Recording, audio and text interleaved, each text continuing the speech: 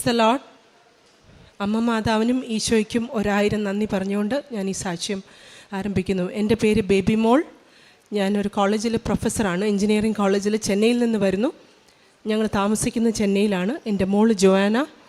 ഞങ്ങൾക്ക് 2 പേർക്കും ഞങ്ങളുടെ കുടുംബത്തിനും ലഭിച്ച എല്ലാ അനുഗ്രഹങ്ങളും പറയുന്നതിന് വേണ്ടിയാണ് താമസിച്ചു പോയി. ഒരു 1.5 വർഷം താമസിച്ചു പോയി.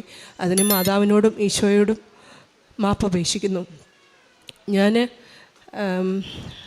2022 ജൂണിലാണ് ആദ്യമായിട്ടിവിടെ. എൻ്റെ ചേച്ചി കൃപാസനത്തിലെ ഒരു സ്ഥിരം അഭയാർത്ഥിയാണ്.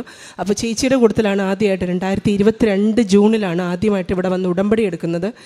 ഞാൻ കൃപാസനത്തെപ്പറ്റി ഒത്തിരിയേറെ കേട്ടിട്ടുണ്ട്. പക്ഷേ എങ്കിലും ഇതിൻ്റെ ഉടമ്പടിയുടെ പ്രത്യേകത എന്താണെന്നോ അതുകൊണ്ട് പ്രാർത്ഥിച്ചാൽ അതെങ്ങനെ പ്രാർത്ഥിക്കണം ഒന്നും എനിക്കറിയില്ലായിരുന്നു. അപ്പോൾ 2013 നിറയെ പേർക്ക് അറിയത്തില്ല, എൻ്റെ കൂട്ടത്തിലുള്ളവർക്ക് പോലും. 2013 ജനുവരിയിലാണ് എൻ്റെ ഭർത്താവ് എന്നോട് ചോദിക്കുന്നത് എന്നാ PhDക്ക് രജിസ്റ്റർ ചെയ്തതെന്ന്.